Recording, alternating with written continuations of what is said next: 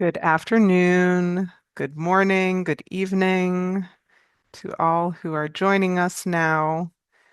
Letting the room fill up here, so to say. Welcome. All right, welcome to our second briefing of 2026 the all-constituency briefing for the local governments and municipal authorities constituency. I'm so glad to have you here today. Also glad to be with you today. My name is Ariel Dukovic. I am head of communications and engagement at ICLEI, and of course serving as your constituency focal point for the LGMA.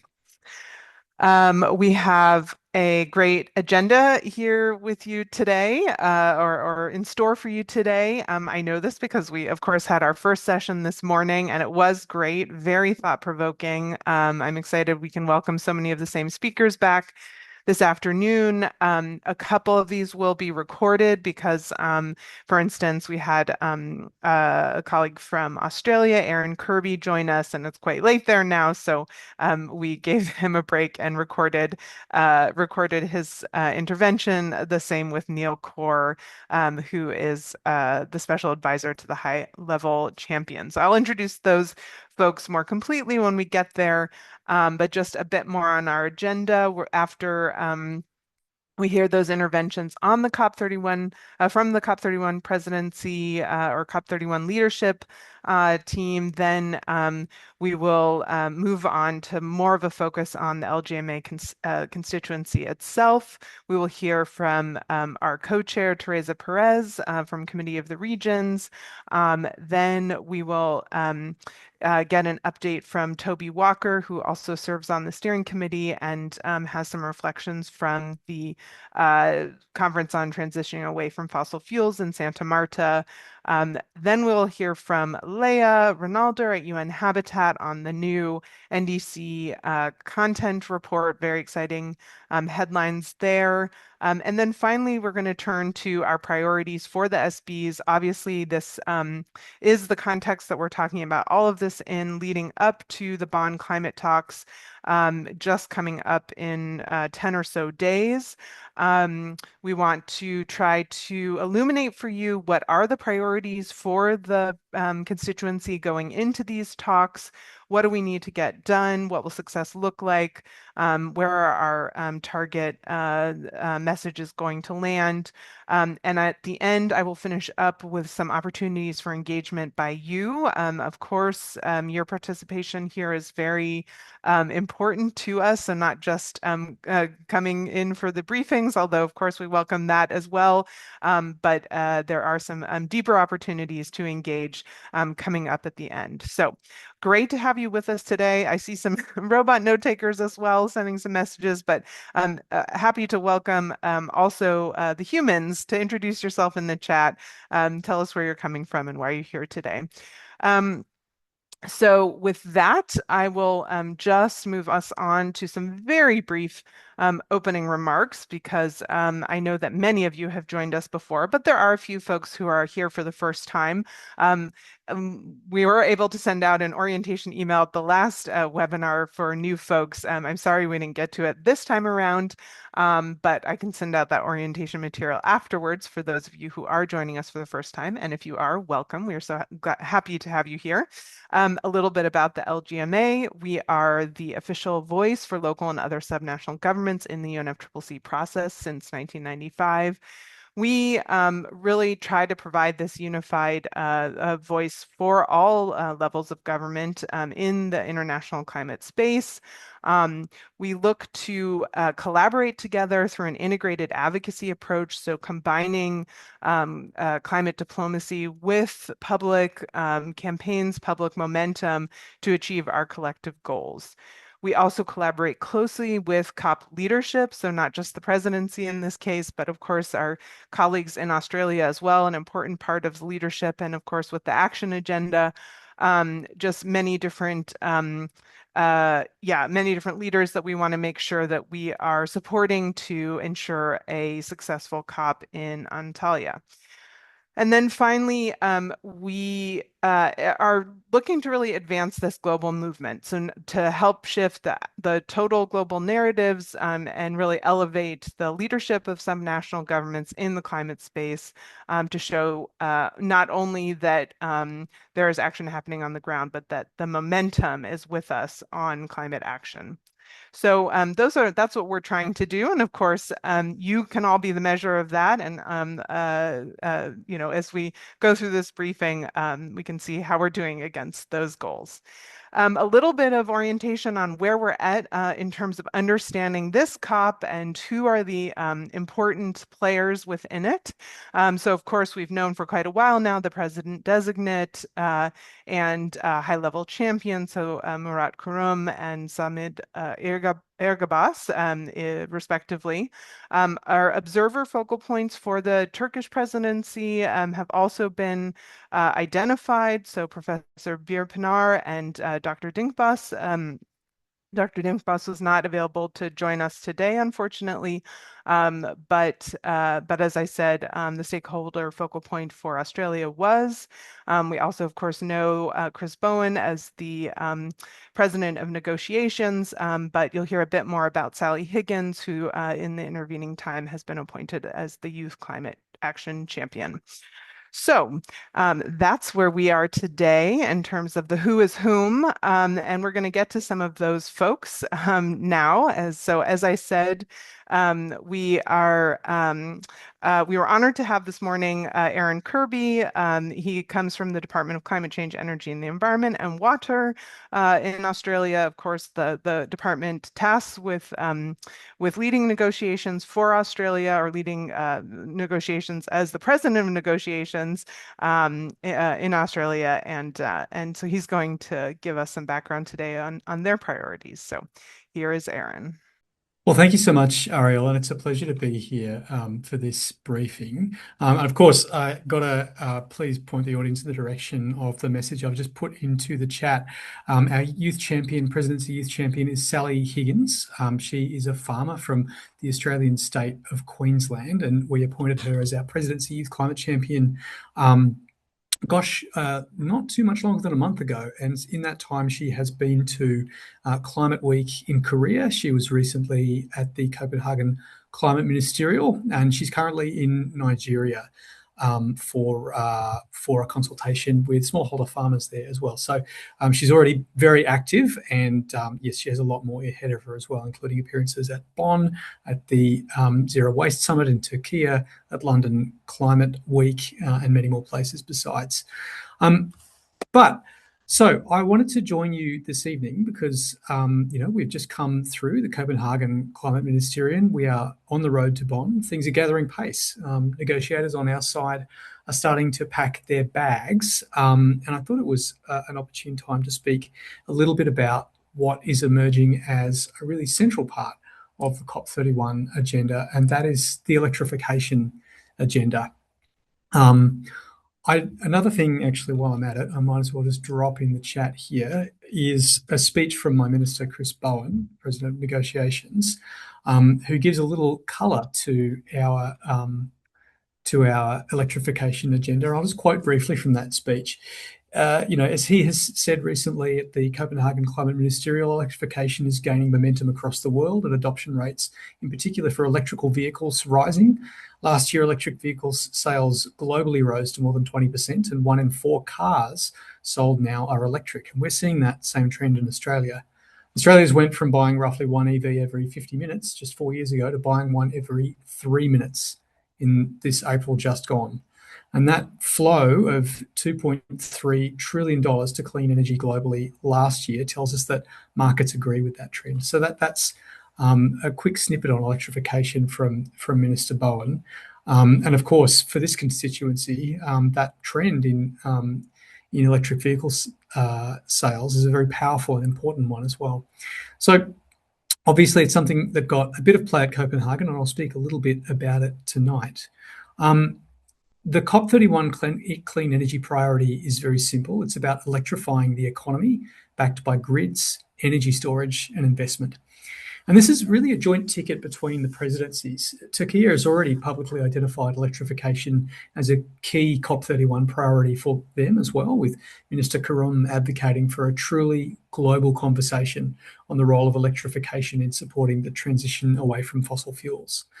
We've heard loud and clear from parties that electrification, backed by grids and storage, is a cost-effective way to boost energy security, expand energy access, and cut emissions. And in today's uncertain world, and amidst the current energy crisis, electrification isn't just climate action, it's smart economic development and security policy. So electrification and energy transition should be at the centre, we consider, of energy security discussions. It cuts across all sectors, including transport, industry, buildings. It's already delivering lower costs, stronger resilience, and tangible benefits for communities. It improves energy access, creates new industrial opportunities, improves health outcomes, and supports economic development for communities around the globe. And as I said, for this constituency, there are obvious benefits to electrification: cleaner cities, healthier air, reduced noise pollution, enhanced energy resilience. I also want to pull out some analysis that the IEA and ARENA recently released, showing that electricity really needs to make up about 35% of final energy use by 2035 if we're going to stay on track to 1.5 degrees. On our current trajectory, we are only heading for about 26% by 2035. So there is a real need to convene investors and governments globally around finding ways to accelerate that energy transition. A focus on electrification, grids and storage at this COP is going to strengthen our collective ability to deliver on the COP28 goals that we agreed back in Dubai through the Global Stocktaker, which I was very proud to play a part, to double energy efficiency and triple renewable energy capacity worldwide. And that paves the way for strong outcomes at the second GST as well. It delivers a demand signal to attract investment into grids and storage as critical enablers of the transition, supporting renewable integration and energy efficiency. The economics of that transition are clear. As I said, $2.3 trillion flowed into clean energy last year, and markets are backing it. Investment's critical, and there's a real opportunity to accelerate progress on the road to COP31. We're really seeking views from constituencies, from parties, on what signals would boost investor confidence from COP31 and keep that capital flowing. In terms of the practical and concrete outcomes we're looking for at COP31, we're considering a lot of options, including plurilateral declarations, practical initiatives to support implementation, and new analysis to grow the global evidence base as well. Something we really found at the Petersburg Climate Dialogue recently is there is really broad interest in this agenda. As I've just sort of indicated, there are so many elements and so many aspects to this that really show why electrification is really a no-brainer and has substantial economic security benefits, even setting aside the climate benefits of that initiative. So I might pause there. I'm happy to take any questions or listen to comments, but suffice it to say, we are really looking forward to working through the electrification agenda over the course of the next year. Great, wonderful to hear from Aaron. Of course, we won't be able to get him your questions immediately, but certainly if you do have questions, put them in the chat and we can share them with him afterwards. And as I said to him this morning, really glad to have some concrete homework from the Australians, that invitation to give feedback on their approaches on electrification and different policy or different results, outcomes from COP31 that could be useful. So really glad to have Aaron joining us. And as I said before, we also have a video intervention from Neil Kaur, who is in this case the special advisor to the Climate High-Level Champion designate, but also serves as advisor to the President of the United Nations Habitat Assembly. So obviously with WWOOF just having finished, and Neil's also going to talk about the Zero Waste Forum, a big priority for the high-level champion. You can hear how those agendas are coming together. So with that, I turn things over to Neil. Thank you very much, Ariel, and thank you, colleagues, for your kind attention. So, like Arel mentioned, for the champion, I think it has been a very remarkable journey in the last few months since his appointment. And for us, I think it has been from Yezu to heading towards Bonn. So in that context, I just wanted to share some observations and also some of the key topics that he would like to focus on. So firstly, Ariel and to Aaron, it was a pleasure to meet Sally in Korea. And you'll be glad to know that we will be hosting her here at the Zero Waste Forum in a couple of in a less than a week's time. And so it's been really good to have that opportunity to meet with her. Ariel, as you rightly mentioned, I was just at the World Urban Forum and working with the local government networks, including ICLE, to make sure that we position localization of the climate agenda well there. I think you will find that in the Baku call to action, I think item 4 really highlights the role of local governments in the implementation of the climate agenda and under the focus of resilient cities. It's also been wonderful to work with colleagues to shape and develop the Cities Day event at the Zero Waste Forum, which will be on the 6th of June. Yunus, I thank you also to you and your guidance and colleagues in ICLE for having that. We will also have opportunities outside the the Cities Day for the LGMA to have a site meeting on the sidelines. So I'm in touch with Anna, Ariel, to arrange for the logistics for that. You'll be glad to know that we are also looking forward to hosting the Marrakesh Partnership at the forum to mainstream zero waste, both as a principle and as a implementation concept for the climate agenda during the Marrakesh Partnership meeting here in Istanbul. So if you need any key documents, etc., we will be very happy to share with you. I think the concept note is being finalized together with the presidency, and we will be sharing that with everyone maybe on Friday or I mean tomorrow or at the latest by Monday. Um, this brings us to Bonn. Colleagues, it's my first time, so I've not not been to this process. So we'll need your help and guidance as much as possible. I do know that there will be a focus on subnationals and health as one key area in Bonn. There will also be looking at localization and finance and capacity.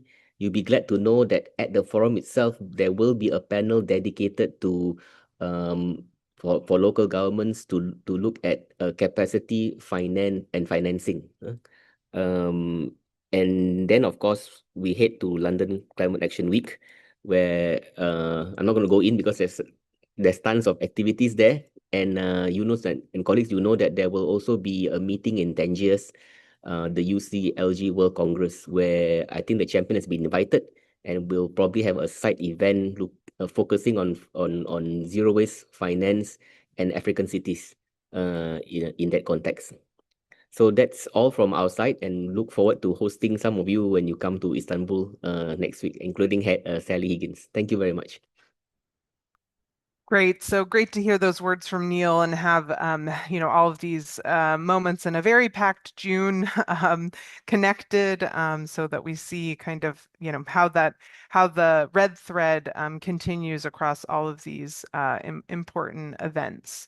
So as I said, unfortunately we can't have the question sessions now, but we are going to move on to a bit of more of the focus on the constituency itself. So I'm very glad to have with me today Teresa Garcia Perez. I'm going to share some slides while I'm talking. And Teresa is part of the Committee of the Regions, but also currently serving as the Q1, Q2 co-chair on the LGMA Steering Committee. One of the kind of new governance innovations that we've added to the LGMA, besides the steering steering committee is to have a rotating co-chair, and Committee of the Regions and ICLEI have served as those co-chairs for the first 6 months of the year here, taking us through the SBs, really serving as kind of a initial sounding board and additional leadership to represent the LGMA in different fora and kind of extending our impact. So I'm very grateful for the work that Teresa and Eunice have done on behalf of the steering committee, working closely with me, and happy to have them continuing in their leadership through the SBs. So with that, I'll turn things over to you, Teresa, and you can bring us through our accomplishments in the first half of 2026. Thank you, Ariel, and it has been a pleasure. I still have a month to go, quite busy month, June, but thanks a lot. It has been great. Hello, everyone. I'm going to give a short overview of what the LGMA has been doing over the past 5 months, and I can assure you that we have been quite busy. A major focus during this period, as Ariel mentioned, has been on building together stronger governance and coordination within the constituency. And now we are entering into the full advocacy mode, I have to say, in the past few weeks. On governance, one of the biggest achievements has been the establishment of the LGMA Steering Committee, which was presented at the last webinar. This is fully operational now and is bringing a more shared and diverse governance to the constituency, and therefore, I believe, a stronger positioning and collective voice. We have also established and convened the 5 initial working groups on finance, adaptation, loss and damage, communications, and just transition. This week, yesterday, Ariel, the focal point, organized onboarding meetings for the co-leads of these 5 initial working groups. And I can say, as co-lead for the one on adaptation, it was extremely useful. Yesterday, too, you should have received in your email a new call for working group expressions of interest. And I know that we will speak about this later, so I'll just leave it there. And of course, we have established coordination and communication channels across the whole constituency via the monthly bulletin and 2 webinars organized so far this year. In terms of advocacy, we have started developing our 3-year advocacy strategy. And the idea with this is to move from more an ad hoc and reactive engagement COP to COP towards a more strategic and coordinated approach for the next 3 COPs. And of course, this will be accompanied by an advocacy tracking system that the focal point has already put in place. Also, we have started developing common positions on key priorities, including finance, multi-level governance, and just transition. And I know that colleagues will speak about this later. So I'll leave it there. And very important to highlight here that even before the working groups were started, thematic work already took place with submissions on the Just Transition work program and on the 2 COP30 roadmaps on transitioning away from fossil fuels and also on deforestation. These updates and the submissions, you should have received them via the bulletin, and they are published in the website, so you can access them at any time. We have, of course, continued coordinating closely with the CHAMP process that Germany presented at the last webinar, including engagement with its new steering committee and subnational advisory council. Next slide, please. So here you have an overview of our calendar for this year. I will not go into detail as it's quite busy, as you can see. But I think it's useful to see how our engagement connects to the broader UNFCCC process and how it leads us to our final goal, which is COP31 in Antalya. So very important here that you should have received in the last bulletin, the attendance form to indicate whether you are participating in any of the future events. So if you're planning to be in any of the activities that you see in the calendar, fill in the form, let us know, because we will be happy to see you and coordinate. Next slide. Here you will see some of the main advocacy engagements during the past 5 months. And again, I will not go through every event in detail, but you can see that we had LGMA representatives in the Global Task Force Annual Retreat in Barcelona in February. We had direct discussions with the UNFCCC Secretariat and other observer constituencies. And of course, very important, our focal point represented us at the Petersburg Ministerial in April. Next. There were also important opportunities to engage with both the COP30 and COP31 presidencies via the webinars, of course, but including bilateral meetings and events such as the Hatay Resilient Cities Forum. We also had a strong representation at the Climate Week in South Korea and in Santa Marta in Colombia. And I know that Toby from the Amherst Coalition will be speaking about this. Last slide. We, of course, are coordinating and working on the action agenda, engaging with the high-level champions, and we participated in the Copenhagen Ministerial and the World Urban Forum. I know that this is a long list. You will receive the slides, so don't worry, you will have time to go through all of them. But you will also see some of the upcoming engagement opportunities in June. There are many taking place. And as I said, you should have received the form in your mailbox. Let us know if you will be there, Bonn, London, or any of the other opportunities. We will be happy to connect, coordinate, and support you with policy messages. Thank you so much, Ariel. Thanks, Teresa. That was a great overview of our work. And maybe just because this morning Eunice did talk a little bit about one of these in detail, which is the strategy session, I wanted to also follow up on that one because it's a pretty unusual opportunity this year. It was he made the point that it was actually the first time the Secretariat has done a session like this with regarding observers and constituencies in 15 years. So I feel very lucky that in my first 6 months as the focal point, I got to participate in this, but also Eunice did. And Eunice, if you're not familiar with the man who keeps getting referred to here, he was our focal point for the last 16 years. So really brought a lot of his deep experience on this to the session, but the session really focused on thinking through strategic ways that the Secretariat can empower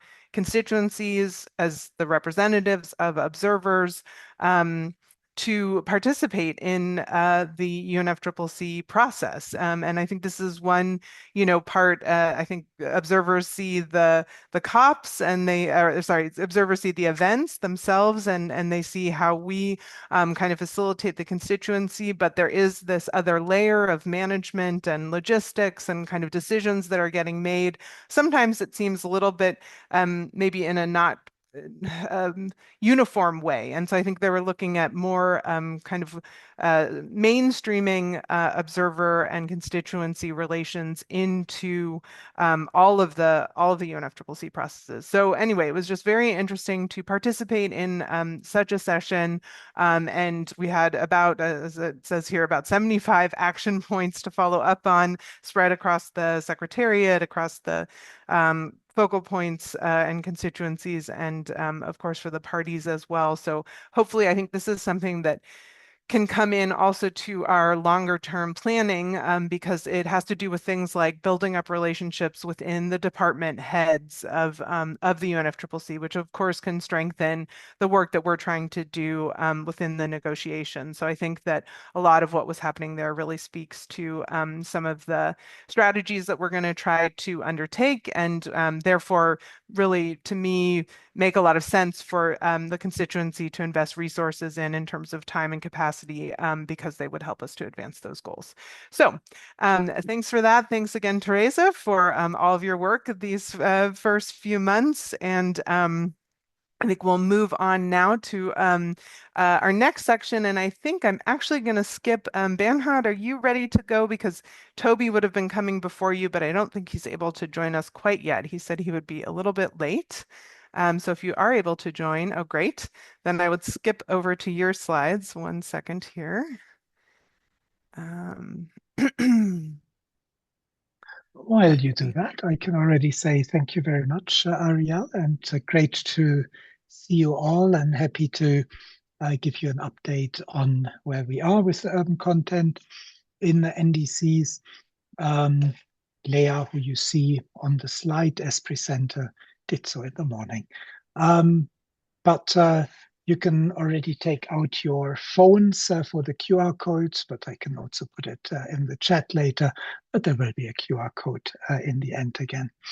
So with that, if you go to the next slide, many of you have seen this. This has not changed fundamentally since we launched our snapshot report at COP, but what has changed is the numbers. This report now looks at more than 140 NDCs, those that had submitted to UNFCCC by mid of April. But of course, for us, I think all of us, very exciting to see that now 80% of NDCs include well-developed content. Maybe congratulations to all of us for the advocacy and engagement with national governments that really underpins the success. So an increase from about 50% to 80% is great. You can see from the map there are many gaps, but we have an increasingly a dark green map with very strong urban content. Next slide. Yeah, here you get a little bit the metrics on where we are moving from the NDCs 2.0 to NDCs 3.0. Important to see that we have more countries. I mentioned that, but it's also important to see that the means of implementation are much more clearly developed, and I'll speak a little bit to that in the next slides. So one of those sectoral analysis that is included in the report is on housing. There we have now 45% of NDCs include housing and informal settlements. Of course, there is a particular emphasis on developing countries with slum upgrading, but also the housing narrative is particularly prominent in those NDCs from the global south. Interesting spreads, affordable and safe, resilient to disasters, sustainable and low carbon, and integrated with better infrastructure. For us, I think exciting to see that it's not a narrow climate change narrative, but a very strong link into the urban development agenda or the housing agenda more broadly. And I think with that, the engagement with national and local governments towards implementing the NDCs and the urban agenda in parallel through a climate change lens as possible. Next slide. For this particular group, of course, we've all been rallying behind multi-level climate action and multi-level governance. Also great to see that there's a massive increase in highlighting that multi-level climate action, multi-level governance is a key means of implementation, is a key category that is featuring in the NDCs. Both the vertical and the horizontal integration I mentioned, but of course, in particular, the vertical coordination with local governments is important, but also the trainings, the capacity and skills development, the institutional mechanisms that are needed, the legal and regulatory frameworks, and the partnerships. And for many of you that are also heavily invested in GEM, the GEM signatories show a stronger commitment to multi-level governance and capacity building. You see the climate federalism image in the center, one example, but also a reflection of the little case studies that we have included. Next slide. So next step, of course, we have still quite a few NDCs to go. We are engaging in a few. I'm sure so do you. And of course, we look at an additional 50 plus NDCs with strong urban content, which of course would then nudge up the figure of 80%. Next slide. And so to close here, again, the overview of the urban content of the NDCs, we have those thematic deep dives that includes, for example, the housing sector, but you can also see the urban energy snapshot or cut out here on this page. We have the country case studies like the one from Brazil that I've mentioned. We have the detailed scores for each of the NDCs and a fairly deep narrative on global trends, regional breakdowns, spotlight, and more. So happy to engage with all of you at the SBs on this and of course beyond. And one way of doing this is we're looking at further deep dives or follow-up publications, for example, on urban energy, which we will be launching at the Innovate for Cities conference. And back to you, Ariel. Thank you, Bernhard. And I did not do a good job of introducing you. So again, Bernhard Barth from the Climate Change and sorry, now I'm forgetting your department name. But Climate from Change UN. and Urban Environment Yes, section sorry. and UN Habitat. At UN Habitat. So thank you, Bernhard, a good friend of the webinar, as we say. And there is a question from Anna Kurth from UCL Institute for Innovation and Public Purpose. And she is asking, do you have any advocacy materials that we could share with countries whose NDCs do not yet include urban content? Do you have concrete recommendations for high quality urban content that countries should include? You're still muted there. Yeah.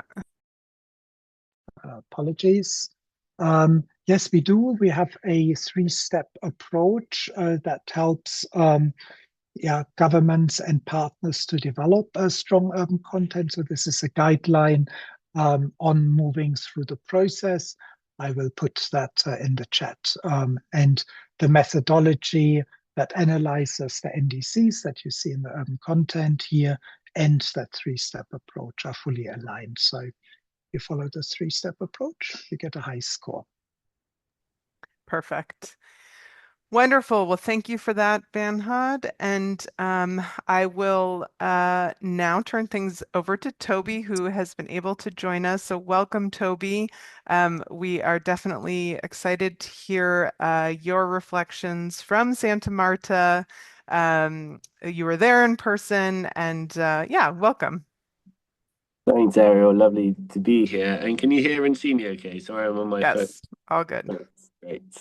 So yeah, I was the lucky one who got to feel the energy in the flesh of the Santa Marta process in Colombia, and also enjoy the beautiful sunsets. But to sort of contextualize the Santa Marta conference, it was the first ever international conference on fossil fuel phase out, bringing together nearly 600 countries. And I think it's an embodiment of the sort of two-tier multilateralism that the COP30 Brazil presidency introduced, because we have, on the one hand, this Santa Marta conversation that took place week-long, really in the detail conversations to unlock and exchange technical intricacies of how exactly to do the fossil fuel phase out, and that emphasis on the how as opposed to if we should. And then on the other hand, we have the COP30 presidency led fossil fuel and deforestation roadmap process. And this is equally as important, housed in the UNFCCC, able to bring every party together and has that inclusive aspect underpinning it. And of course, there's an incredibly important role for each, but one is going to ultimately operate at a quicker speed. And how the two are now brought together, I think, will be the big test really for Santa Marta and also for the UNFCCC when it comes to tackling fossil fuels, the single biggest driver of climate change. But the main things to say more on the subnational side was that just ahead of the 2-day high-level segment, there was the subnational chapter.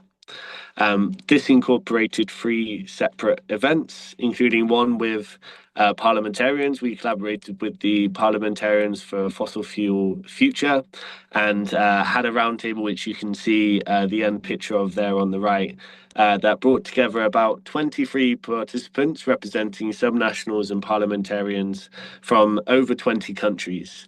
And I think what was most interesting is how everyone brought their points back to the people, because these are really the stakeholders that are representing the people when it comes to national institutions, governments, or legislative forums.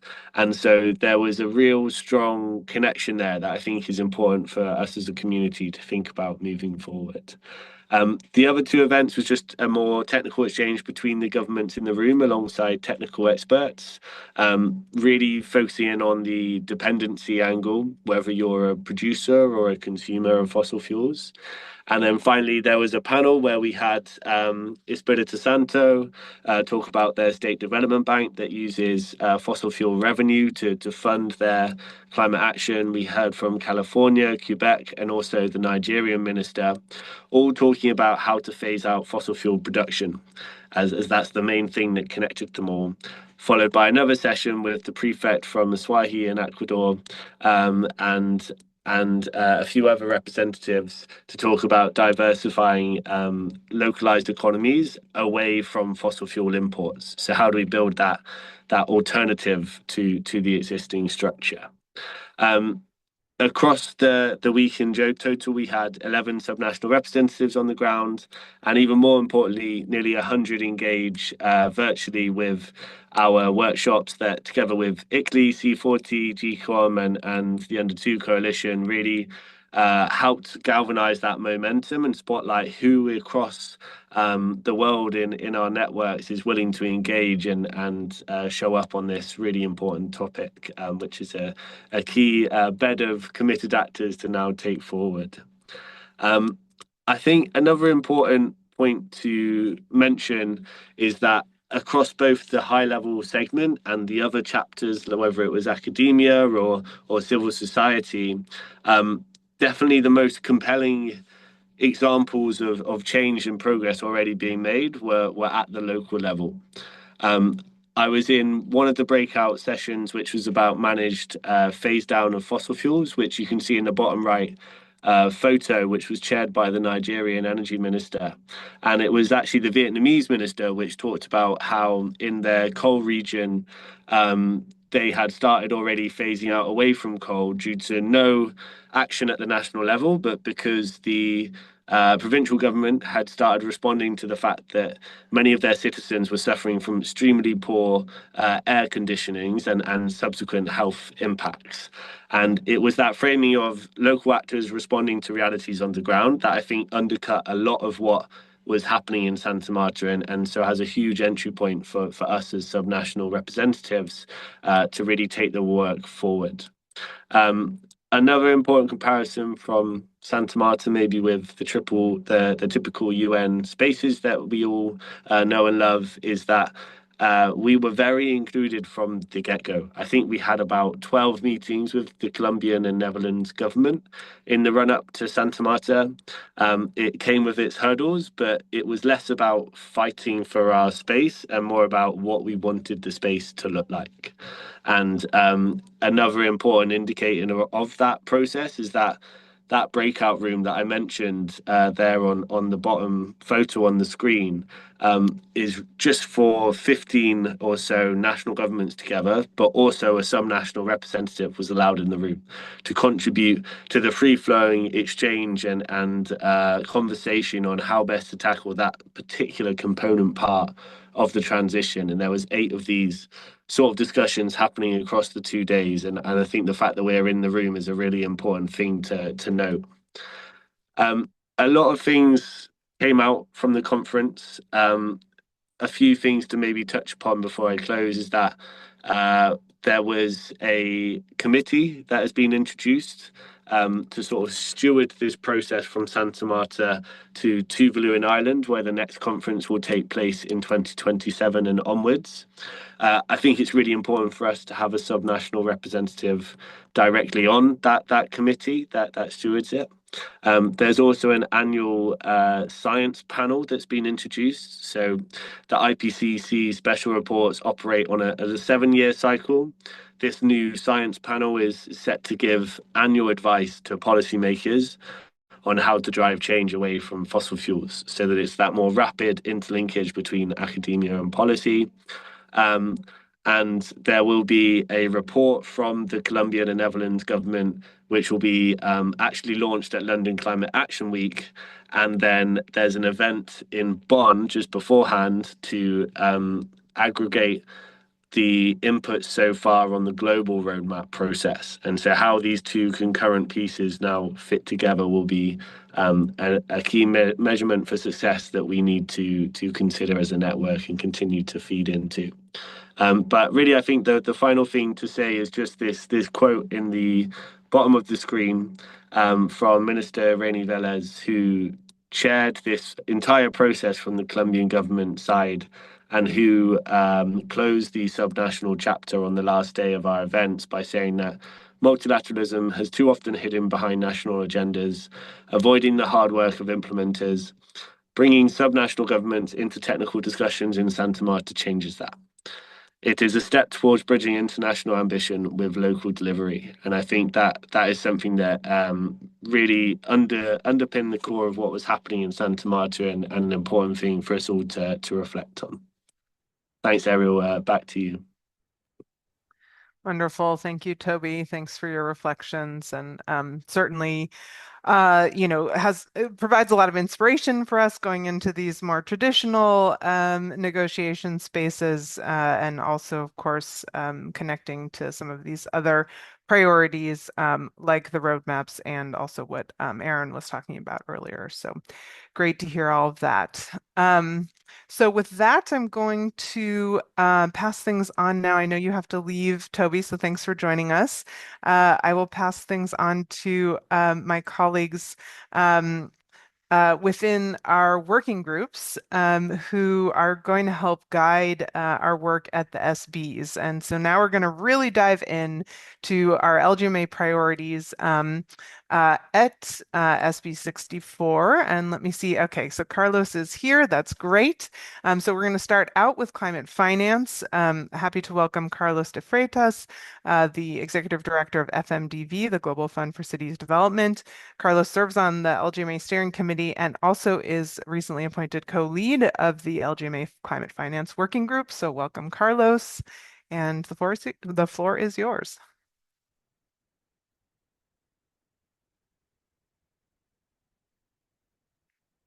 If Carlos is here. Carlos still here? He is. Let's give him a second. He's actually disappeared for me. Oh, there we go. Oh. There's Carlos. Okay, great.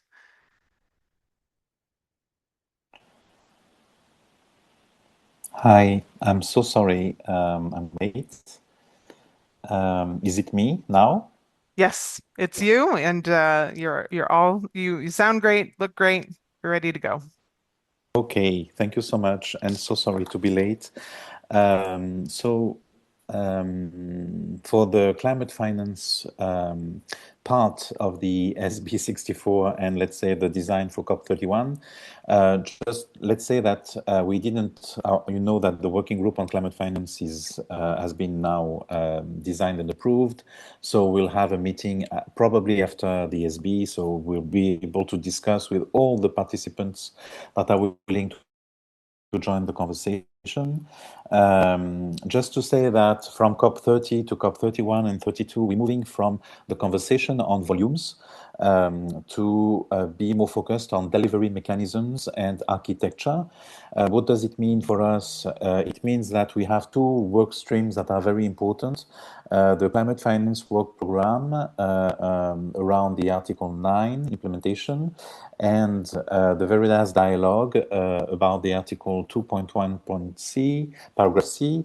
The climate finance work program is a 2 years work program. The very last dialogue is about the financial alignment of the global financial architecture to the Paris Agreement. So this is a very key component. It's more about the mechanisms, how we change basically financing to adapt it to the climate change reality.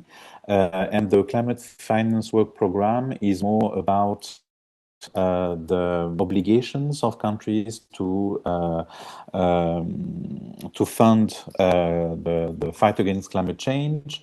So in those two work streams, we'll have more news on the very last dialogue because they will meet on the 9th and 10th of June.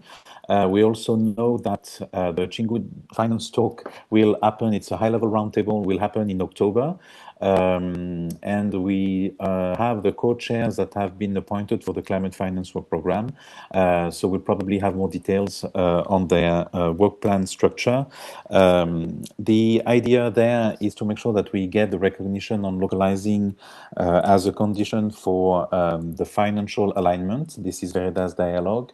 And in the climate finance work program, the idea recognition to become to be translated into access modalities. So these are the two main elements of our advocacy and asks.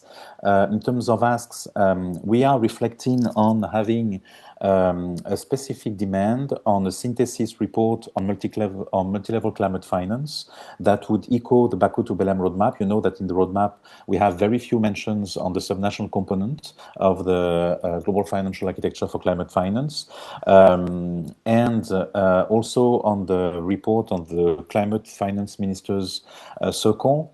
Sorry, on the finance ministers circle for climate action.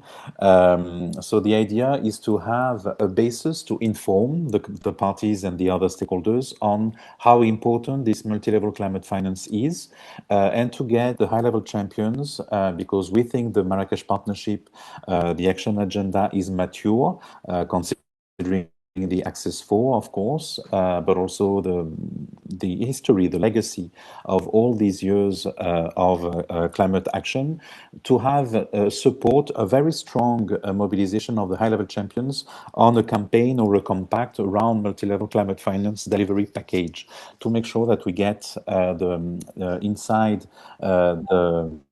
the action agenda, this kind of push for our proposals. Just to say also that the positioning that we defined for COP30 remains valid. So I summarized in what we are building on from COP30, the different elements, you know, the inclusive country platforms, the support to professional financial intermediation through the national development banks, some national development banks at the national level, a strengthened capacity around project preparation with what we call FinHubs, hubs of financial expertise, and making sure that we have a way to track progress in the financing flows that are going to the subnational level, and that includes the reference to a mantra, a motto that we want to be implemented, the 30 by 30, which is 30% of climate finance flows going to the subnational level of action at the national level by 2030. And this goes also with a demand to have a specific subnational investment annex to the NDCs, the NAPs, and other national documents like the NBSAPs about biodiversity. And this relates well to the presentation that you must have had by UN Habitat on the urban NDCs to make sure that we can track that finance going to the subnational level of action. And I think this is it. Yes, no, just to say that all this is also based, that maturity of the debate around multi-level or subnational climate finance is also related to a very important fact, the fact that the GCF, just before COP30, published the locally led climate action guidelines, which are a way to use the readiness funds from the GCF, meaning grant funding, not concessional loans or whatever financing mechanism. So grant funding to build the processes for decentralization of climate finance at the national level. So this is very key, very important that we piggyback on that announcement from the GCF, because this is a strong signal coming from the most bureaucratic, as I said this morning, climate fund globally, that is willing to support that decentralization because it thinks that the local level of action for communities and local and regional governments is key to achieve the Paris Agreement goals. So this will be what we'll be testing in terms of language, in terms of proposals during the SBs. So any local government and regional government representative present, happy to make sure that you count this in your in-country advocacy before and during the SB. And we'll have more conversations within the working group on climate finance to make sure that we align on these elements. Hope that's okay, Ariel. I was not too long or too confusing. All good. Thank you, Carlos. Thanks for all of those in-depth points, but all very, very important for us going into SB 64. So I'm going to move on now just to the just transition, which of course in its operationalization phase does of course connect to climate finance in ways. I'm joined by excuse me, Marta Stencil. I think Marta's here. Yep, great. From C40 Cities. And Marta is the lead for the working group on just transition. So welcome, Marta. Happy to have you with us. Thank you very much, Ariel, and kudos on the swift transition from finance to just transition. Okay, lovely to be here. Thank you very much for the invitation. Maybe just to provide a little bit of background for those who don't know, at C40, we have been engaging with the Just Transition Work Program for the last couple of years now. Of course, we've been doing that on behalf of the LGMA and in close collaboration with our fantastic colleagues from ICLEI, in particular, SALGA as well, GCOM and Regions 4. And our collective goal, and I think you will see it on the next slide, our collective goal is really to highlight the role that subnational governments play as just transition implementers. And that means sort of highlighting the powers that our cities and other subnational governments have when it comes to delivering on the ground climate action that is equitable. And that can mean addressing energy poverty, supporting informal waste workers to have better working conditions or to be better safeguarded from climate impacts, to engaging in social dialogues at the local levels with workers. Subnational governments, of course, as the closest one to their communities, have a unique understanding of local realities, dynamics, and vulnerabilities. And of course, this has been this has been central to our engagement with national governments, many of whom have positively responded to our engagement with the Just Transition Work Program, because the examples that we've provided on behalf of the constituency really help them understand and visualize in practice what just transition looks like on the ground. So taking it from the very high level strategies to an actual implementation. What we've also been engaging with national governments on as part of the Just Transition Work Program, and what we aim to continue to do, is to advocate for a whole of government approach to a just transition, meaning a closer collaboration between the different levels of government, including as part of the Just Transition Mechanism. As many of you know, at COP30, the Just Transition Mechanism was agreed to be established, and across this year, the parties will be negotiating on what this just transition mechanism actually should look like, its design and operationalization. From the LGMA perspective, and we've been working on this initial position with our partners across the constituency, we really want to make sure that our message, that in order to enable just transition pathways on the ground, it will be critical to engage with subnational governments, including potentially in its governance body. And it will also be critical to engage with other stakeholders, workers, businesses, and the civil society, to ensure that just transition outcomes are equitable and really respond to the realities on the ground. So what's going to happen in Bonn? As I mentioned, 2026 is where the start of the negotiation on the mechanism really begins. In Bonn, what's expected is that there will be a lot of attention given to the mechanism itself. We are expecting to see a draft decision to be tabled to set us well ahead of COP31.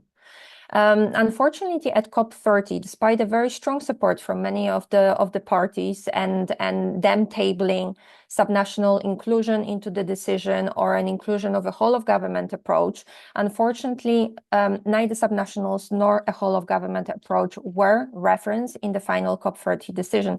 However, a whole of society approach and more broadly participatory approaches to a just transition have been referenced, which is a great opening for us.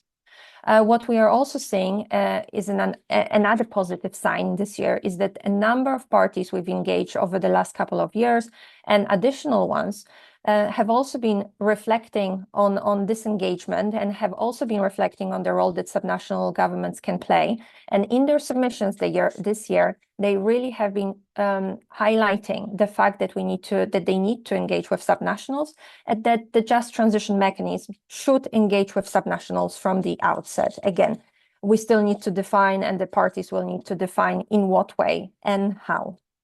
But again, that's a very positive sign ahead of Bonn in June.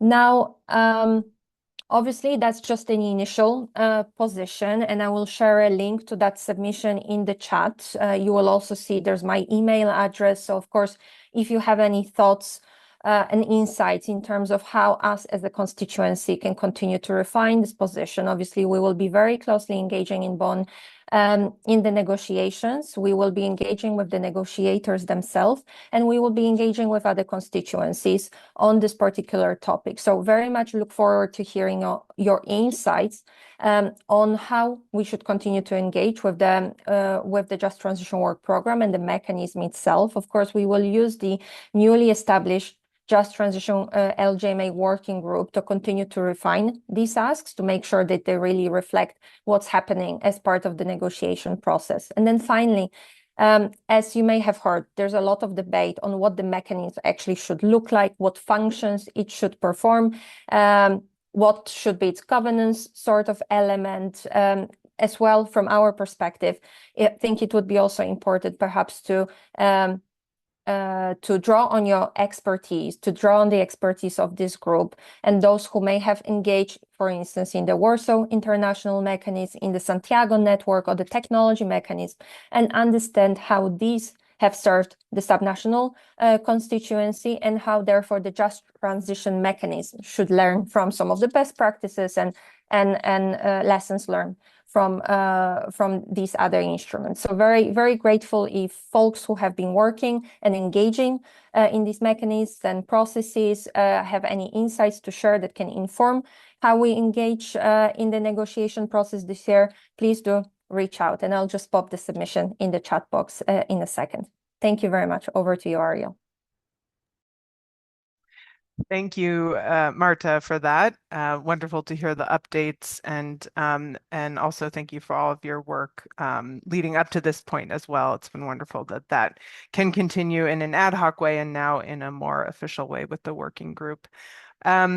So I will move on, I don't think there's any questions per se in the chat, so I'll move on then to Amelia. I see that Carlos and I don't know, Marta, I know you're gonna head out now, but if others have questions, feel free to put them in the chat. We can also follow up afterwards.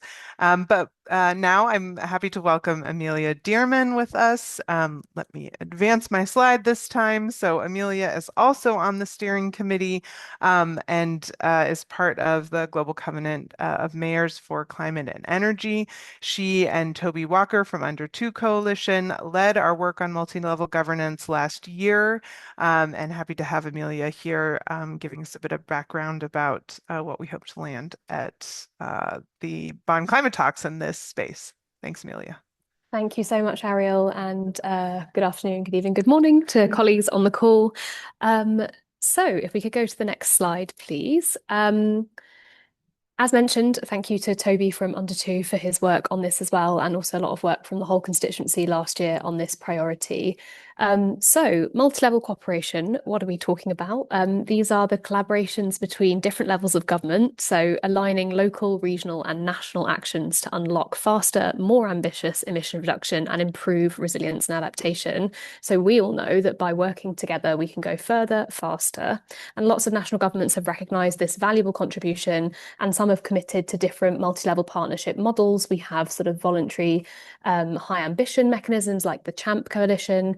So there's been a lot of progress made, and we also heard earlier about the fantastic content, urban content and also multi-level content of the NDCs. So although there's been progress within the COP process, we really need to try and move beyond recognising the importance of subnational inputs to really try and unlock the opportunities for implementation. And, you know, these are the things that local and national governments can deliver when they're working together. And we feel currently the international climate process doesn't deliver this. So I think acknowledging this all last year, we made real efforts to try and secure a sort of formal space for multi-level cooperative action in the COP process. And I think this started a really good conversation, including amongst the constituency, but there were some challenges raised. We think we need to have a much more detailed proposal on what a dialogue can deliver, stronger buy-in from our allies, but also some endorsement from negotiators. So therefore, at the SBs this year, what we want to do is develop that detailed proposal through consultation with any sort of subnational partners we have on the ground, but also in conversation with national officials. This can really help us build a shared understanding and ownership so that we can deliver a dialogue proposal that's constructive. It will be a beneficial mechanism to really connect these global goals being decided within the COP to local realities. And another objective is that there are existing dialogues. For example, there's one on mountains, there's a new one on trade this year, a long-standing one on oceans. We want to try and learn from what these existing dialogues are delivering for those stakeholders and for national governments to see what the kind of format and the function of those could be for our constituency. So what our call to action today is to please consult with your subnational leaders, discuss amongst the constituency this concept, and we'll have some support documentation to unpack this a bit further after the call, and also speak with national counterparts or contacts about this concept, because we really are trying to consult and deepen our proposal on this year. So yeah, if there are any questions, please do reach out. I'll pop my email address into the chat, but I think that's it from me for now. Ariel, back to you. Thank you. Thanks, Amelia, and thanks for all of the great work that you've already done on this. We will continue this work through a working group on multi-level governance, and I'm going to share a little bit more about that in a moment. But for now, we're going to move on to the engagement opportunities for the constituency. And of course, if there are, I'm not sure if you can stay on, Amelia, if there are questions in these last few minutes for Amelia, please feel free to pop them in the chat.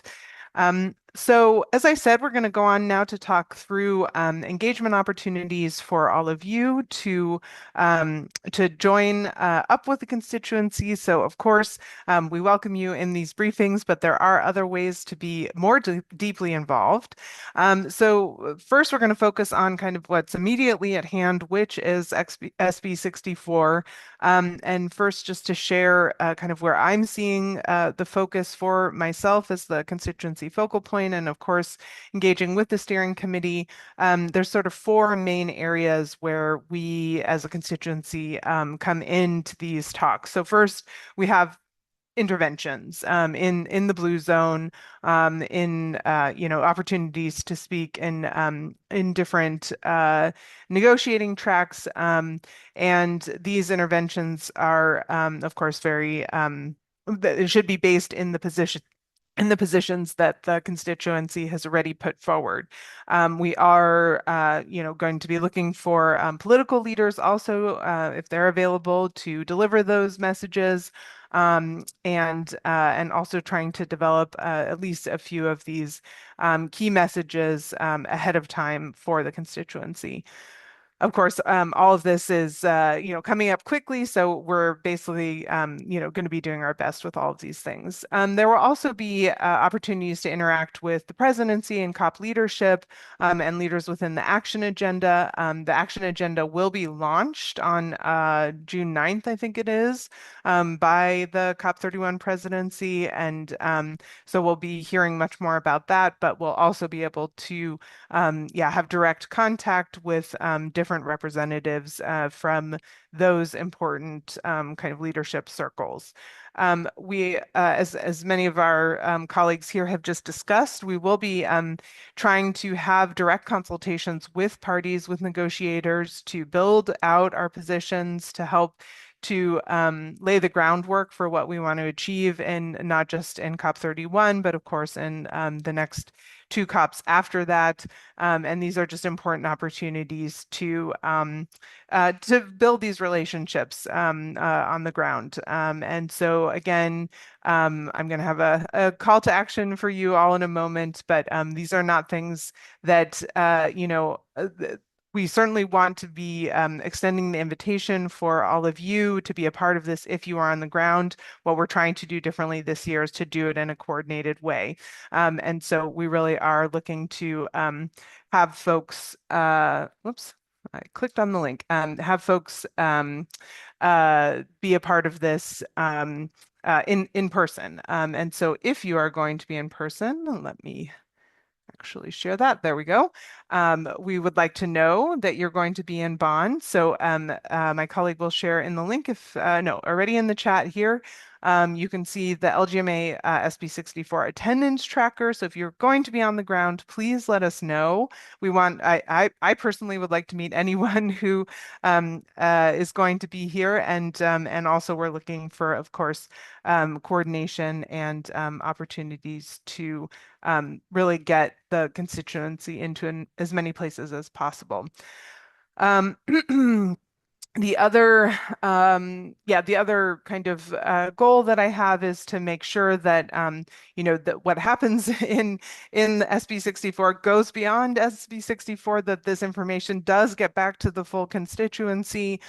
We will have some in-person briefings, but also looking to do further informing of the constituency through update newsletters and the LGMA WhatsApp group as well. So I'll have a slide on how you can make sure that you're subscribed to those things if you haven't already. Also included in these slides is our agenda file. So again, if you're planning to be on the ground, that's going to have kind of the comprehensive list of engagements and opportunities for meetings to attend.